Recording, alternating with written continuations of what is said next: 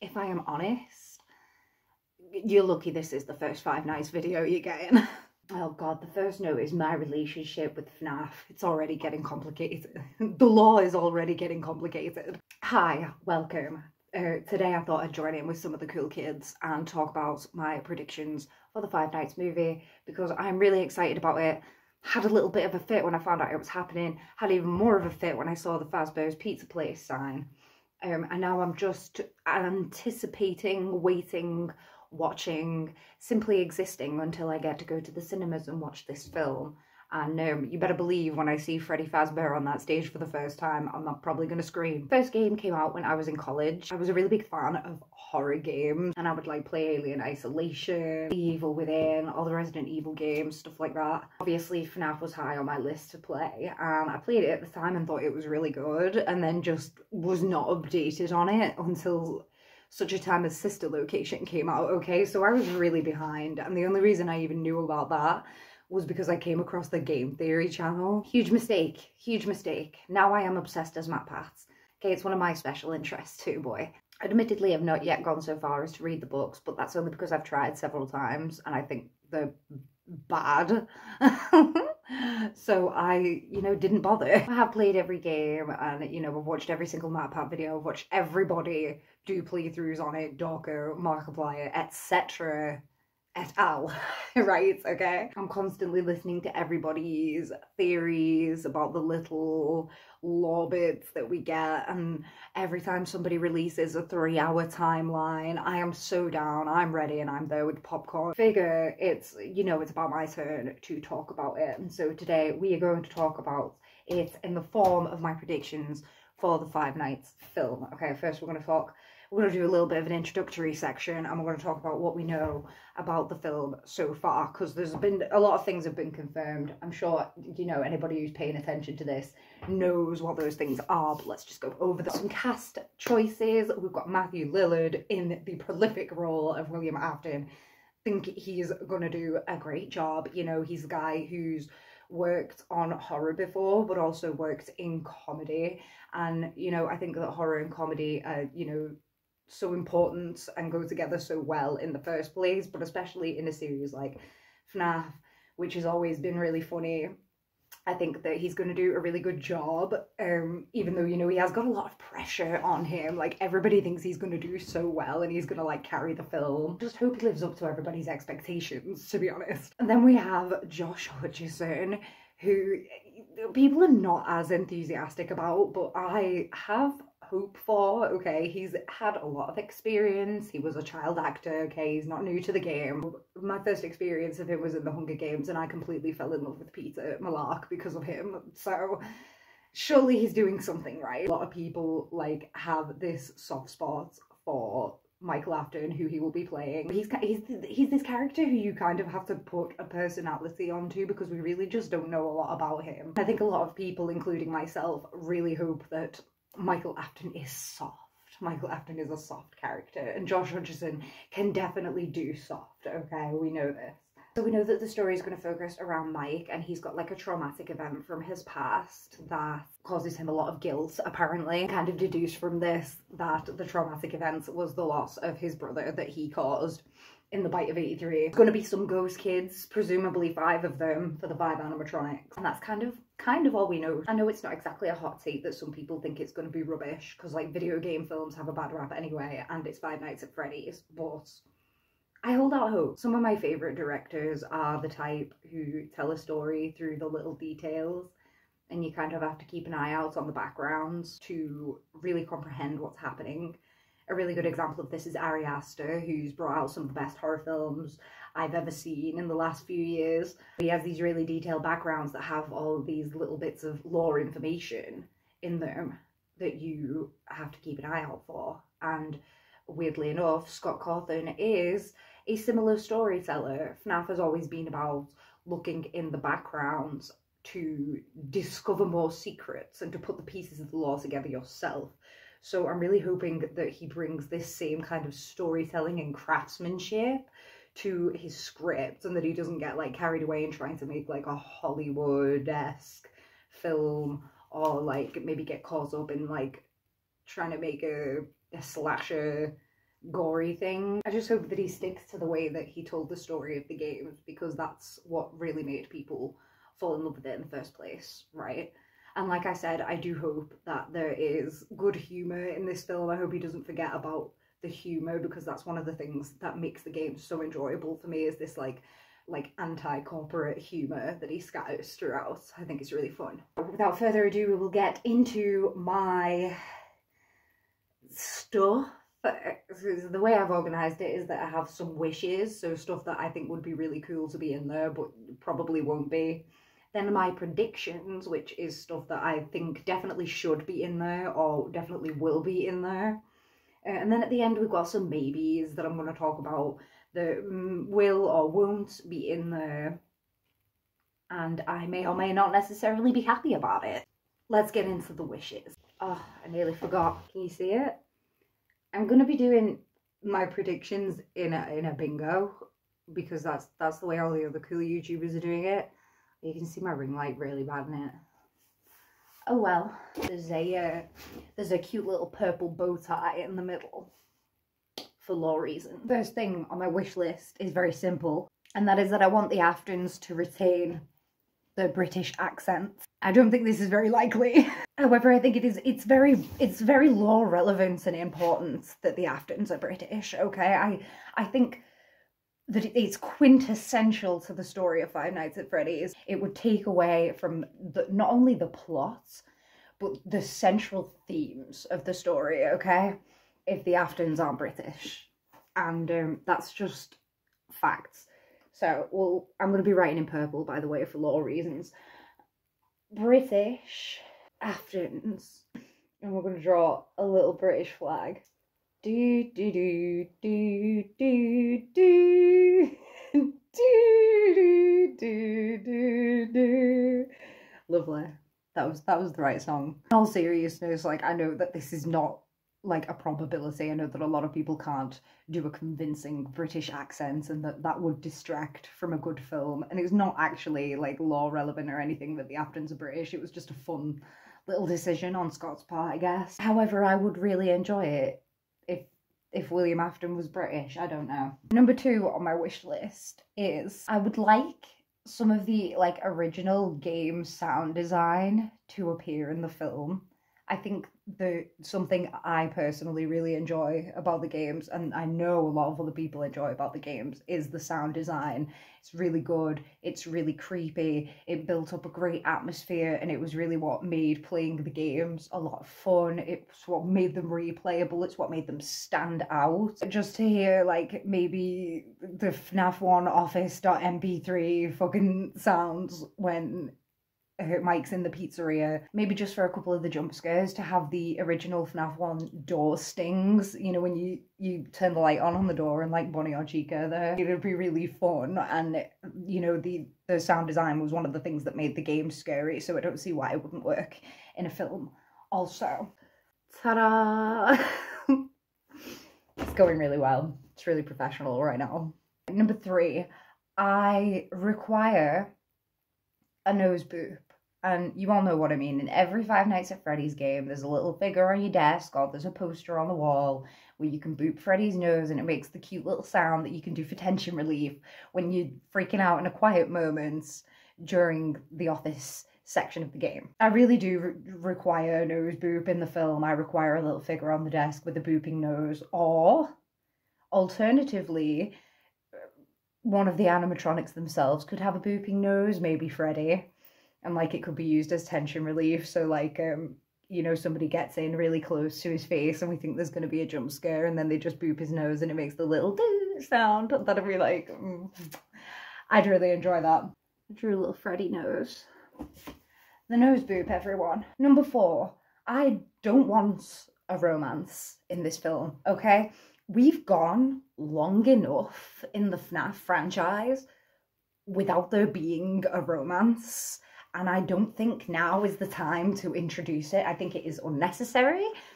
I think that we don't have time for that shit, okay? I'm not bitter, okay? I'm not having a moment. I'm not having a crisis. So much else going on in Five Nights at Freddy's, and it's just such a series that has been so devoid of romance, unless you count Lewis sending those creepy emails to Vanessa in FNaF AR, which I don't really think there's to have this side plot where there's like another hot security guard at Freddy's and she's helping Mike out, and I don't know, they either have a romance and she turns out to be fucking evil like Baby or something, which would just totally that'd be fucked, but oh my god, I can actually see that happening. Or like they end up, she's just a normal girl and they have a legitimate romance.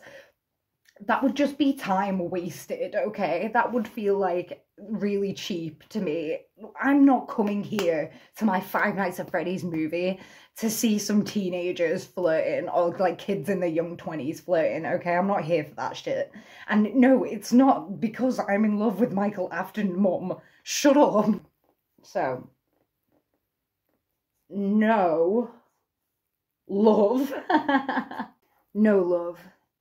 Get that shit out of here. Number 5. So Mike is obviously haunted by his past. This is the Bite of 83. And, you know, leading up to the events of the Bite of 83, we know from FNaF 4 that Mike used to bully his brother by putting on a Foxy mask and jumping out at him from various points in the house. I would really love, in a really sick and perverted way, for Mike to personally be tortured by Foxy, and I would like this for 2 reasons actually, and not just because it would like be this like karmic justice for Mike to be personally tortured by this animatronic that he used to use to personally torture his younger brother, okay, but also because I love Foxy, and anything that involves more Foxy being in the film is good, okay? And I don't want any arguments about that. Let's call it Foxy torture. Foxy torture? That doesn't sound so bad, actually. What picture can I do for Foxy torture? Because I can't draw a fox. Foxy torture, everybody. Number 6, simply put, I want to cry. And I don't just want to cry in like a mental health kind of way where I'm so overwhelmed by seeing these characters that I've been so invested in for like over a decade now, live in action in the cinema for like the first time, when it's been being promised to us for 8 years, you know, considering that this film has been in production hell for that long, maybe even longer at this point, actually. I want to cry because the film makes me cry, you know? I want to cry because I'm emotionally invested in the characters in the film, not just because I'm having my own personal crisis, okay? In an ideal world, okay, I would cry because Mike gets to reunite with the soul of his younger brother, the crying child, and they get to have a sweet little moment before Mike kicks animatronic ass, or dad ass, or whatever. I just want to cry. I want this to be an emotional experience, with this being, you know, presumably something so FNaF 4 heavy, and FNaF 4 having such an overwhelmingly, like, sad atmosphere to it, as opposed to a scary one like all the games that came before it. I think that it would be really cheap to kind of make this a slasher or like a thriller kind of experience the whole way through without kind of having those emotional moments to anchor it like the games do. For like essentially kids horror games, some of the games do have these really visceral, actually horrific moments, and the Bite of 83 is one of those, okay? It's this tragic accident. It's not some fictional psycho killer in a rabbit costume. This accident that could like really happen in real life, and you don't even have to suspend your disbelief that much. It's a tragedy, and it's something that, you know, made a lot of people sit there and think. It was the catalyst for the entire series, and I think that it deserves a certain amount of respect, okay? I don't even care if I sound like a dweeb for saying that. Like, there are people out there, okay, like even more so than myself, who take this series really seriously, and if you're going to attempt to make a movie out of it, then you have to give it the respect that it deserves, especially if you're going to be covering an event so, like, integral to the law. That's the bite of 83, okay? I want to cry. That's a rubbish thing I've ever drawn. It's like a vaginal opening, but okay. Number 7, this one is a popular one. Actually, I know that other people want to see this. I want to see somebody get fucking spring trapped, okay? I want to see somebody in the goddamn suit, preferably Will. You know, all of us want to see the karmic justice moment where Will gets sprung, okay? And I understand that from a storytelling perspective, it wouldn't make a lot of sense for that to happen in this film. So I will settle for at least seeing Will in the suit that will eventually become Springtrap. If we're going to be having flashbacks to FNaF 4 anyway, surely that means we are going to see Will in the Spring Bonnie suit wandering around. And maybe like Henry and like maybe a Charlie, and just like to see Fredbear's in like, oh, to see Fredbear's. End of sentence. I'm acting like such a nerd in this. Like, I don't even, the thing is that I don't even think that I'm that bothered about this franchise. And then someone asks me about it, and that's it for half an hour. I want to see somebody get spring trapped, but for now I'll just put, I drew some bunny ears, motherfucker. The last thing on my wish list, number 8, another very simple one. Not one that I think will very likely be in the film, but I think it would be very funny if it was.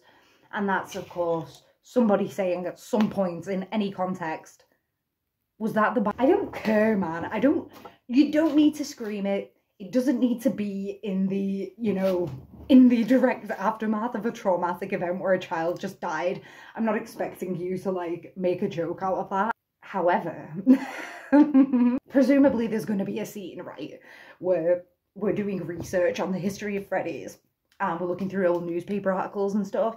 So we're going to turn over the page, right, and it's like, Freddy shuts down after horrific accident. Mike's the one who turned the page, and the person who he's with, maybe this female security guard who we've heard is going to be in it, is like, was that the bite of 87? And he's like, nah. 83. Can you imagine? Can you imagine? Because you'd be like, oh, the scream. But then you'd be like, oh, you'd feel really bad for Mike, because obviously this girl doesn't know that that's his brother. So, was it?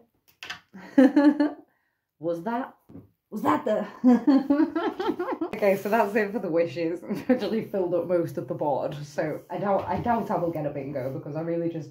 Those are the things that I'm like, they probably won't be in there, okay? Now we get on to my predictions. I think the way that I will distinguish them is that, like, most of them are stuff that I'm like, yeah, they've got to have that in there, right? And then a couple of them are stuff that I thought of, and I was like, if somebody else hasn't thought of this who's on the team, then they're idiots and I'm a genius. And we begin with one of the latter, actually, and something that I thought was like a really good idea when I thought of it. And it was actually the first thing that I thought of, and the reason that I even thought about making this video in the first place. And that is that in the like introductory stages of Michael Afton's character, we see, you know, scattered about his apartment or whatever, like some retro gaming equipment. I think it would be really fun if Mike was a gamer, not only because, you know, this is a video game movie, but like if he was like a retro gamer, so if he liked the Atari and stuff, it would be a nice little reference to the Atari style mini games that you play during Five Nights at Freddy's to reveal the lore. A really cute thing, a really cute nod to the games, and I think it's not something that would be hard to do. And I think it's very likely that they will do it. Gamer Mike, that's all I have to say. Listen, don't think about my Michael Afton headcanons while you're listening to this. Don't do it. Guess how long it took me to draw this horrific remote control. Oh my god. Ignore the heart, mum. Okay? I didn't ask you to look at that bit. Number 2, another popular one, I think. I obviously would like Scott to return as phone guy. You might wonder what this does for the lore as far as policing, you know, a timeline on the film. However, I don't really think it matters that much, because we can't expect the film to fit into the game timeline anyway. It's kind of going to be a retelling of events, hopefully in a more linear fashion. I don't think it would entirely break immersion or break the fucking law if we had Scott come in for a little phone guy cameo. I think it would be really funny if Mike was having a really stressful first shift and the phone started ringing and he picks it up in a frantic panic and he's like, hello? And at the other end, Scott's like, hello, hello, hello, this is your God speaking. The concentration with which I make these, girl. Oh my god, that phone is awful. It looks like something out of fucking Teletubby Land, girl. What are you doing? Number 3. This prediction is kind of like sprinkled in with a lot of hope, okay? And that is that the animatronics are used sparingly, but well. And what I mean by this is that, you know how they say a lot of the time that you're not supposed to show the monster, you're supposed to leave a lot up to the imagination. Well, we all already know what Freddy and the gang look like, so there's not really a lot of point in doing that. But I think it's obviously going to be a lot scarier if they leave them in shadow and they don't, you know, show off the fact that these are big cuddly toys. I have hope for this. I have a lot of hope for this because Scott is like involved in the writing. He was obviously somewhat involved in the writing of The Silver Eyes as well. And as much as I wasn't really impressed with that story, the animatronics were used very sparingly in that, and it did give them a lot more creep factor than if he'd had them, you know, running around acting like possessed animatronics all the time. He just kind of had them move in the background and occasionally like glitch out and stuff, and I think that, you know, that would be good for the film as well. I think a way that they could get away with having them act more violently and having them have a bit more to do would be if the characters were to have like dream sequences, well, nightmare sequences where they are being chased by the animatronics or the animatronics are being outright murderous. It doesn't like break the tension with the actual animatronics, but it still gives a chance to show them at their full potential, right? I hope that made sense. Animatronics used sparingly as well. The dream sequences would be a good excuse for us to see somebody get spring-locked. So, like, Mike could hear about the fact that you can get trapped in the spring-lock suits, and then that night he could have a nightmare where he gets trapped in the spring-lock suit, and that's the way that we could get around seeing somebody get spring-locked. But at this point, I'm just using excuses to try and see somebody brutally die. I don't know what's wrong with me exactly. Before, I would like to hear both Freddy and Foxy's songs. I don't care if this is a trailer-only thing, but I think it would be so cool if, like, in the trailer, when it's, you know, how they do in horror films, where they play the little stings with the violins, and it shows you the fucking little shots of the place and the inside. And it'd be really cute if, like, as you, like, panned over Pirates Cove, it played the little sting, but it also had Foxy going da-dum-dum-dum-dum-da-da, you know, like he does in the first game. Hearing Freddy's, you know, little jingle that he does if you run out of power in the first game at some point, like maybe before a jump scare, would be really cool as well. Beautiful. Just beautiful. Number 5 is a pretty obvious one. I think we're going to have flashbacks to FNaF 4 and the Bite of 83. Obviously, Mike's tragic past that is referenced in the plot synopsis we've already got. Really, really hope that even though we all know it's leading up to the bite, that the bite reveal is maybe halfway through the film, if not at the end or close to the end. I really, really hope that we don't open with the bite. I think opening with the bite would be a really bad option. And I have seen that little bit of leaked footage where Josh is beating someone up in the fountain in his previous security guard job. And this made me very happy because I think that this will be the opening scene and the inciting incident for him losing his job and the reason that he has to go and work at Freddy's in the first place. So I think that having the bite as like the opening incident and then flashing forward to Mike in the present, we've avoided that terrible fate. I don't know exactly why I think that opening with the bite would be a bad idea. I think it's because, like, obviously the film is going to open like Five Nights to a new audience. Opening with the bite, they wouldn't like understand how like heavy it is. Like they'd know that it was heavy, but they wouldn't understand. Like, I keep coming back to this point, the bite is the catalyst for everything. That's why it's in this first film, to play our hand and show the bite as the first thing. A lot of the audience might not understand, might not feel the weight of that emotional impact, right? That's going to be taken away from them. Like, we waited 4 games to get that emotional impact. They're not going to want to have that in the first 5 minutes. These are getting lazier and lazier. FNaF 4 flashbacks. Number 6, and something that I'm actually really excited about and that I hope is in there. Obviously, I talked about there being Easter eggs in the background. Really important Easter egg, not just to me, but to the fandom in general, would be the It's Me Easter eggs. I think that from the very, very start of the film, there should be It's Me Easter eggs fucking everywhere, in every scene, you know? On the bookshelf, the fucking book title should be arranged to say It's Me. Posters in the background, just everywhere there should be It's Me stuff, and especially on that little sign outside Pirates Cove. And I don't want people to comment on it in the film universe, okay? I don't want it to be acknowledged in any way, shape or form.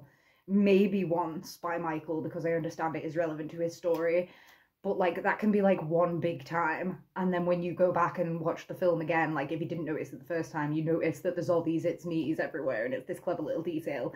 I just really want there to be It's Me's fucking everywhere. And this is a little bit of an insane one, okay, but I really want it to happen. We all know that Scott has this habit of doing insane lore drops through like really weird means. Like, for example, in the source codes of his website, he was telling the story between Sister Location and Pizzeria Sim, and then everybody thought Pizzeria Sim was just going to be a little like throwaway game that didn't mean anything, and it turned out to be the biggest lore dump of the entire series. I think that it would be really cool and really awesome and really fun if Scott did an insane lore drop during the course of this film that's just disguised as like a throwaway line. But anybody watching who's familiar with the game franchise will just be like, wait, what did he just say? Excuse me? Rewind that.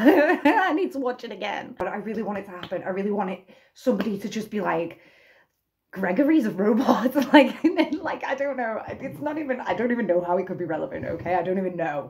I want there to be some insane like security breach lore drop during the course of this film, and they can disguise it however they want.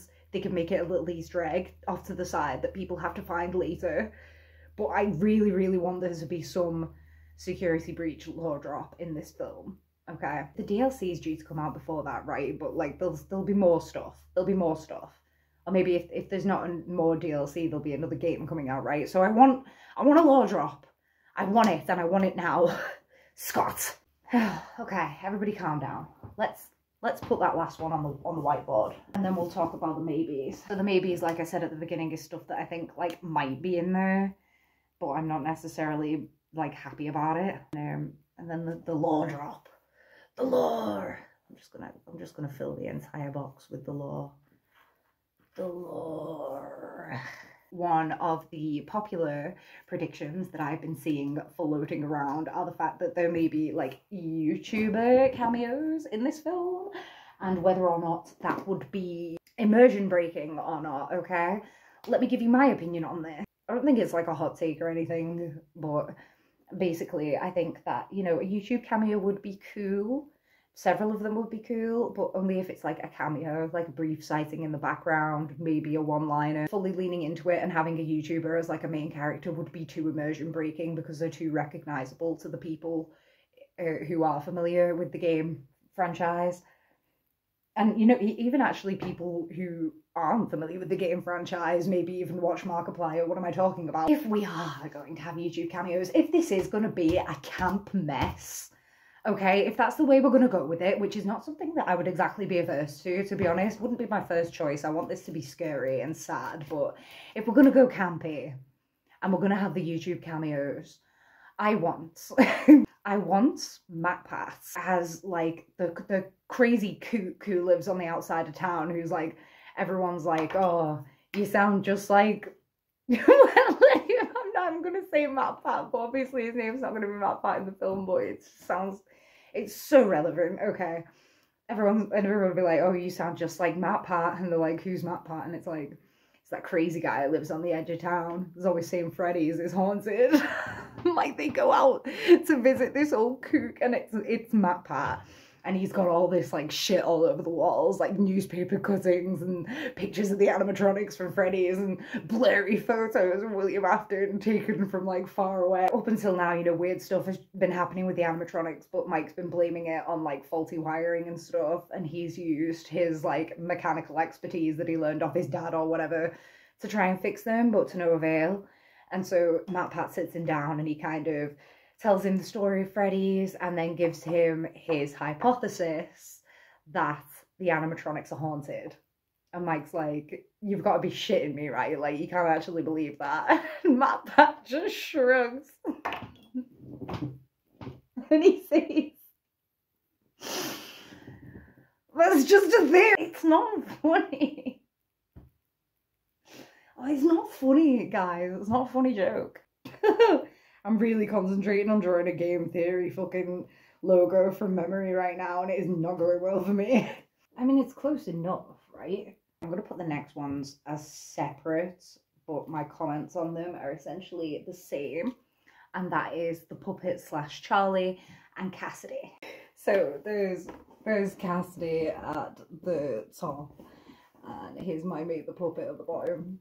I'm actually quite good at drawing the puppet, you know, but that is actually disgraceful. So my opinions on the puppet and Cassidy is like, I already think that there's going to be so much shit that they have to explain in this first film about like Michael's backstory and about the missing children's incidents and like all this shit. Trying to include like a backstory about Charlie and a backstory about Cassidy and why she shouldn't have been killed would like be way too much, especially because that's not really stuff that we know in the game yet. But then again, Cassidy could be the law drop, which would actually be kind of relevant considering this is going to have to include the missing children's incidents, but I just don't know. I think that, you know, as an introduction for so many people to this story, I think that keeping it simple and keeping it about the two brothers, you know, and about going back to Freddy's and finding out what happened and why the animatronics act the way they do, that's the wise decision. And I think complicating it with the story of like Henry and Charlotte